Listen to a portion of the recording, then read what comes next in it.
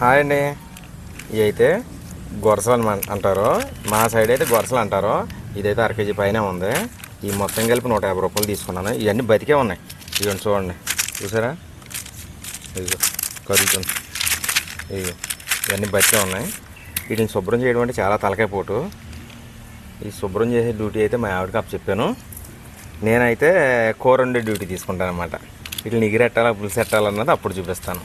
ఓకేనా? మా సైడ్ అయితే గొరసలు అంటారు కదా, మీ సైడ్ ఏమంటారో చిన్న కామెంట్ చేయండి, మర్చిపోకండి.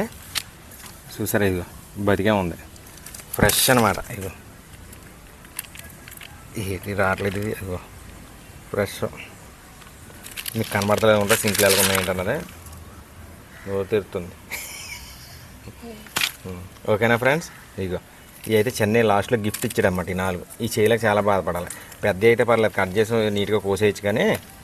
ఓకేనా? వీడియో వేస్తే లైక్ చేయండి, నా ఛానల్ ఫాలో అవ్వండి.